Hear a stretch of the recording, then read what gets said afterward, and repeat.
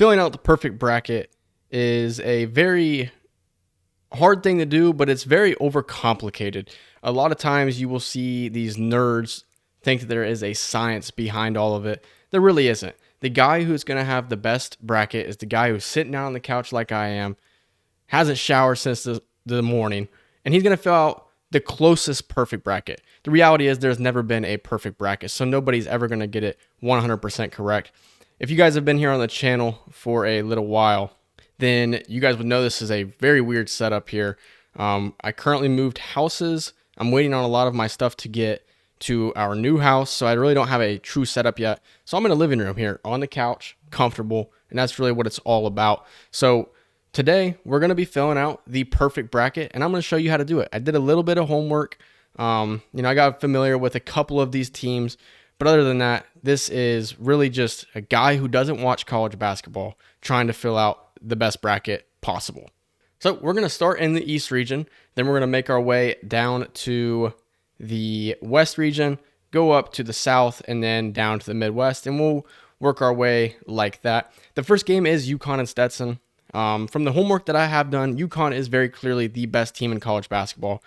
I don't see a 1 seed losing this year in the first round like we've seen twice now with Purdue, and UVA did it a couple years back. But I got UConn advancing as a pretty easy W if you ask me. Florida Atlantic, I know that they went to the Final Four last year. Are they going to do it again this year? No, they're not going to. They're actually going to be a first round exit. I'm going to take Northwestern with a little bit of Big Ten bias on the line here.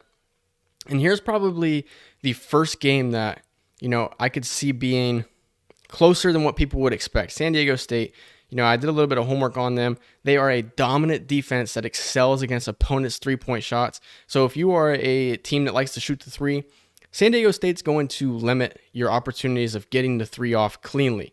They don't average that many points, but they allow 66.6 points per game. And in today's world of college basketball, that is extremely low. I'm not going to overthink this one here. UAB, we can go on and we can look at their bio here. And reading along, they are one of the nation's best at drawing fouls and making free throws. If you want to win NCAA tournament games and you are a smaller school, you need to be able to knock down a free throw. That's just what I've learned from watching videos over the last couple of days. But unfortunately, UAB are one of those worst defenses in college basketball, and more specifically in the tournament here. So I am going to take San Diego State. I think it's a battle of the defenses here, and UAB just doesn't have the defense to stop San Diego State. Auburn and Yale. Auburn is the SEC champs. I'm going to take Auburn in that game. BYU and Duquesne. I wanted to, the 11 seeds are more favored in these games versus the 6 seeds. They actually have more of a winning record in the most recent years. But BYU is a team that I was looking at, doing a little bit of homework on today, and they look very solid. BYU is a team that I am going to take in this game. Illinois versus Morehead State. I'm going to take Illinois here. Once again, a little bit of Big Ten bias, but at the same time, I don't see them dropping a game to Morehead State. Washington State and Drake, not the rapper Drake, but they are going to beat Washington State. I did a little bit of homework where I heard a lot about Washington State and the kind of the story of the season that they had. They had a guy on the team who beat cancer and has come back to play. Drake, on the other hand, is a team that people talk about Tucker DeVries a lot. They don't see him struggling the way he did last year in the tournament where he went 1 of 13 from the field. I got Drake, and that is the first time you're going to see a high seed win a game so far in my bracket.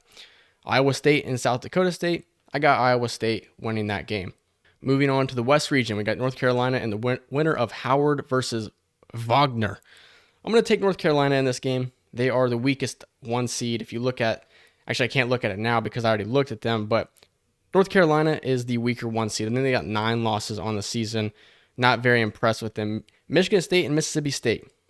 I hate Michigan State. I'm going to do them one favor, and that is going to allow them to go to the round of 32. I don't like them, but it is what it is. St. Mary's and Grand Canyon. St. Mary's won the West Coast Conference this year for the first time in whoever knows how long. Gonzaga has ran that conference for the longest, pretty much my entire life. St. Mary's is always a team that I've kind of rooted for to kind of knock them off their spot.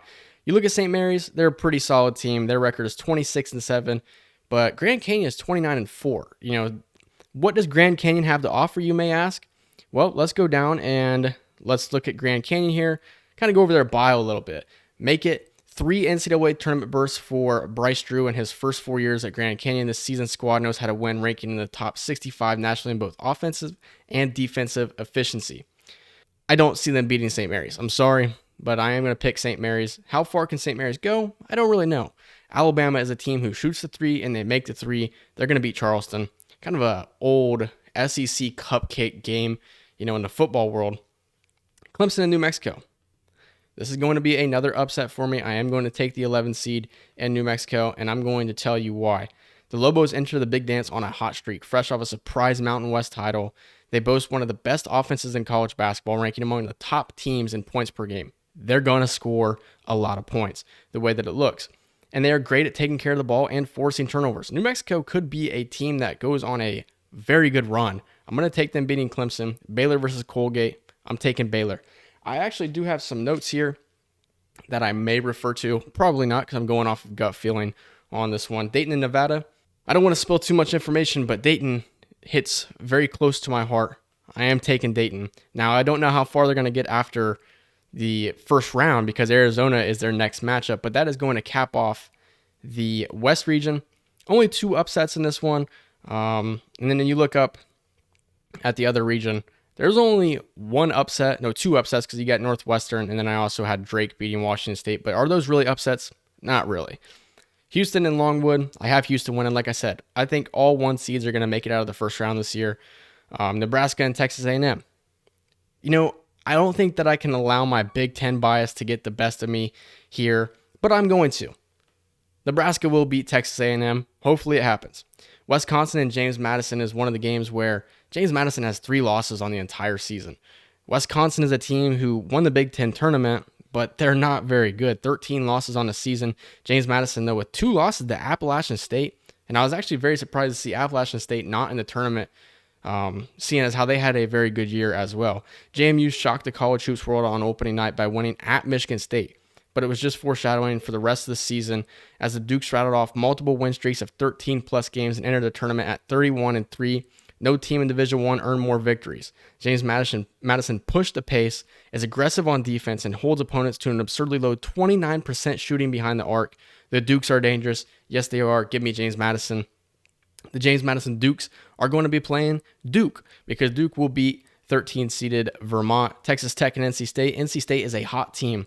They are coming off of an ACC tournament victory because I'm pretty sure NC State's the team that won the ACC, and now that I'm looking at it, how many games did they play? Only 2 games in the ACC tournament? That doesn't make sense to me. I may be wrong on that one, but are they really that hot? Let's go ahead and look at Texas Tech. This one is a game that I actually favored NC State when I was filling out a couple of brackets. When I saw the bracket release, I was favoring NC State, seeing as how they just won an ACC tournament. I don't think I'm leaning towards them at the moment. Texas Tech got blown out against Houston in the Big 12 tournament. Texas Tech has enjoyed the first year of era. They are a strong offensive team led by a trio of guards in Pop Isaacs and Joe Toussaint and Chase McMillan. However, the Red Raiders struggled defensively on the glass and slowing down opponents' perimeter shots. This one right here is pretty much a toss-up. When I look at this right here, the Cinderella teams that I had NC State on here.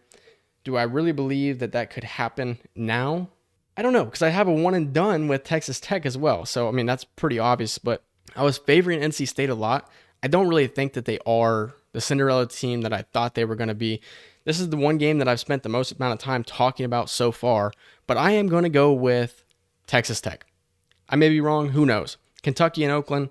I'm taking Kentucky in that game. Florida versus the winner of Boise State and Colorado. I'm taking Florida. And then Marquette versus Western Kentucky. I so badly want to have a 15 seed beat a 2 seed.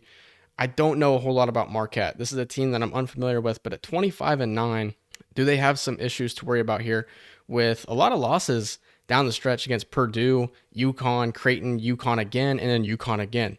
And those games against UConn really weren't particularly close. The game that they had on March 7th was a 7-point game, but still not that close. The Golden Eagles are an aggressive team offensively, evidenced by their high-scoring inside game and defensively with a high rate of steals. Marquette falls into foul trouble at times, which makes them vulnerable to an upset if the starters must sit. What do we think here? Do we want to go with an upset? when you look at Western Kentucky, they've played in a lot of close games. They look like they score a lot of points as well. They are a team with a need for speed. Western Kentucky plays at one of the fastest tempos in the nation and puts up a ton of points. They led the Conference USA in effective field goal percentage during the regular season, but were highly susceptible to steals and turnovers. I don't like that. I'm taking Marquette. You can't turn the ball over in the college basketball tournament if you want to win the game. Going down to the Midwest region, Purdue will win. They are not going to drop a game to a 16 seed like they had in years past. TCU versus Utah State. I am going to take TCU in that game. Gonzaga and McNeese. A lot of people are going crazy over McNeese. They have 3 losses on the season, but Gonzaga is Gonzaga. You're crazy if you think that Gonzaga is not going to take care of business. This is a team that knows how to win. You know, they've been in a Sweet 16 like every single year, or it feels like they're in a Sweet 16 every single year. Gonzaga will win that game. Kansas and Samford is another game that I'm really worried about. Something always gave me a feeling that Kansas could win it all this year. Well, when I found out that they've struggled with injuries, I don't think that that's really going to happen. So now you just kind of look and see, what about Samford, Buckyball? You know, it's an up-tempo system with frequent substitutions. 10 players, average 12 minutes per game.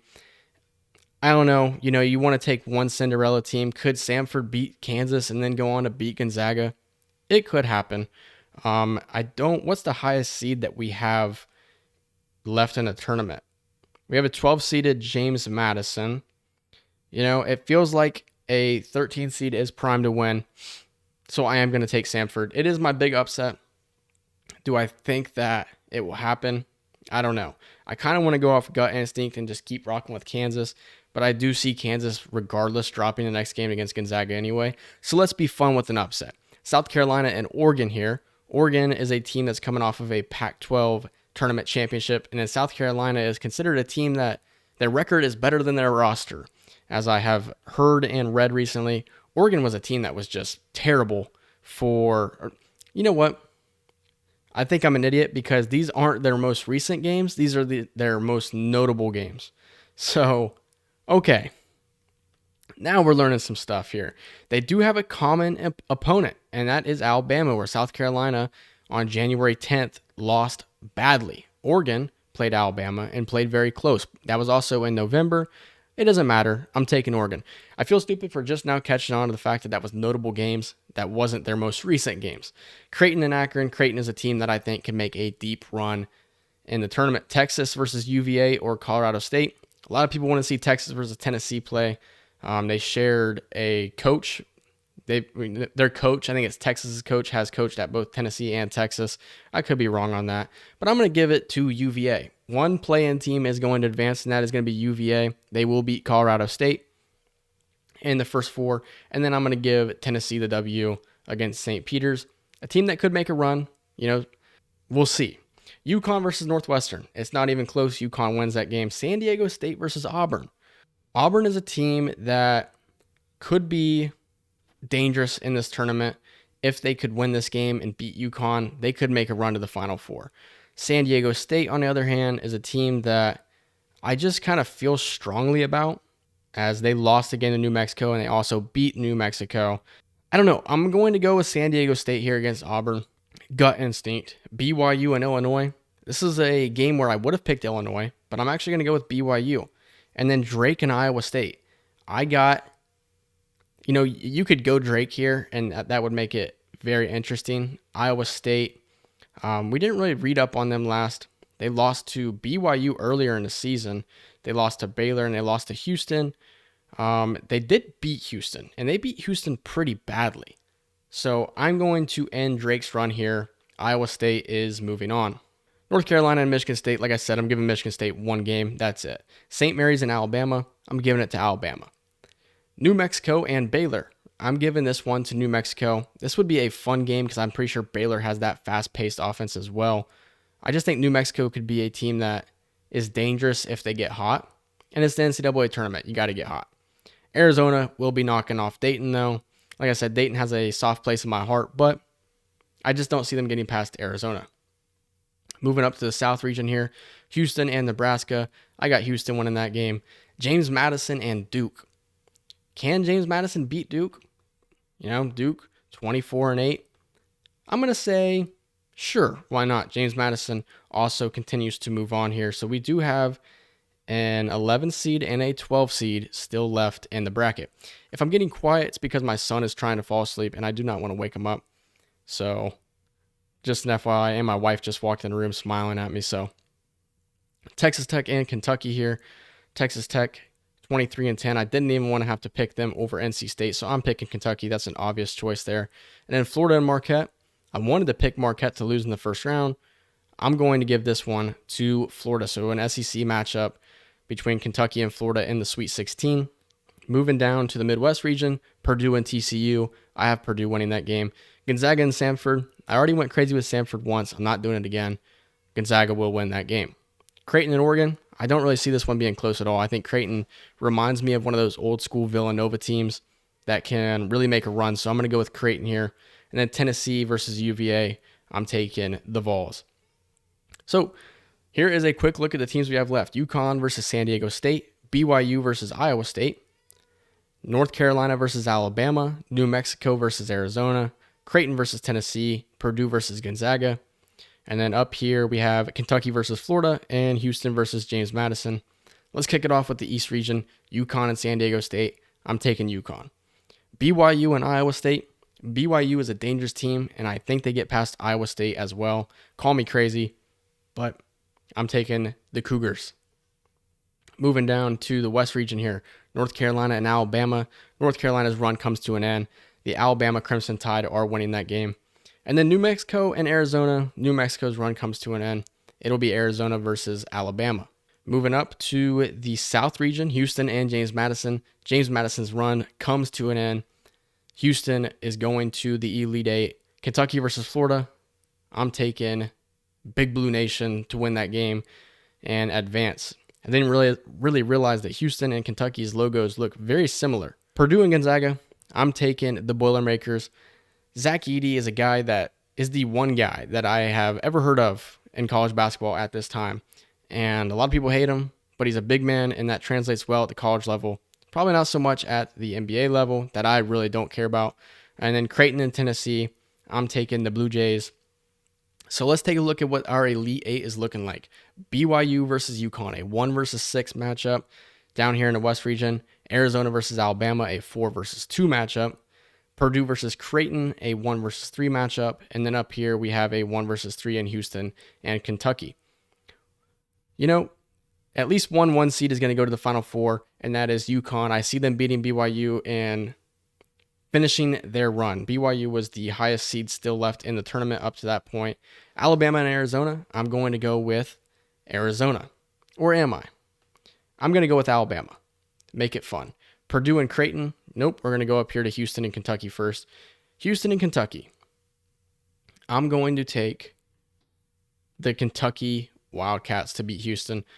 You know, it's just gut instinct. Like I said, we're not nerding out down here. We're not, looking at all the analytics. The person that wins the tournament challenge is somebody who just sat down, filled out a bracket, and went to work, or just got home from work and they're enjoying a cold beer. It's not somebody that's spending hours upon hours looking into it. It should only take you 20 to 30 minutes to fill out your bracket, do a little bit of homework, and make your selections. Purdue versus Creighton. Creighton's run comes to an end here. It is going to be the Boilermakers. And then UConn versus Alabama and Kentucky versus Purdue in the Final Four. I feel like this is the perfect bracket. Could be winning a lot of money with this one here. I am going to go with a preview of the UConn-Alabama game. Didn't really realize Alabama has 11 losses on the season. UConn's losses are to Kansas, Creighton, and they also have one more that is just not showing. And they have wins against Creighton, Marquette, Villanova, Marquette again, St. John's, and Marquette again. And Marquette's a 2 seed. Just remember that. Alabama, let's take a look at their losses. They've lost to Purdue. They've lost to Creighton. They lost to Arizona earlier in the year, but I don't see that affecting them in that Elite Eight matchup. They've lost to Tennessee. They've lost to Auburn. They got destroyed against Kentucky. I'm going to go with UConn in this game. And then Kentucky versus Purdue. Let's take a look at this one here. Purdue, they have an outstanding resume here. They lost to Wisconsin in the Big Ten tournament. I think it was kind of a fluke. Kentucky has lost against Kansas, Texas A&M, Tennessee, Gonzaga, but wins against Auburn, Alabama, Mississippi State, and Tennessee again. I'm going with the Boilermakers. We have a 1 versus 1 NCAA championship. UConn versus Purdue. We can take a look at the preview here. 7 combined losses between these teams, but 60 wins. These are the 2 best teams in college basketball, in my opinion. UConn, they could go back to back. I think it's only happened 5 or 6 times in college basketball history. The last one happening in 2007, I do believe. Purdue, a team who is coming off of a first-round exit against a 16 seed. But if you guys remember, when UVA lost to a 16 seed in the tournament, what did they do the very next season? They won the national championship. And my pick to win the national championship is the Purdue Boilermakers. Here's our tiebreaker. How many total points will be scored in the championship game? I got Purdue winning 76-73. Let me do the math on my phone before I look stupid. 76 plus 73. I'm going to go with 149 combined points here. I'm going to punch the rest of this in after I finish the video, but Purdue is your national champions on April 8th in Glendale, Arizona. You guys are all going to refer to this video in the future. If you guys enjoyed it, I encourage you to leave a like, comment, subscribe, and there is more content on the way. I promise you that. And that is it. See ya.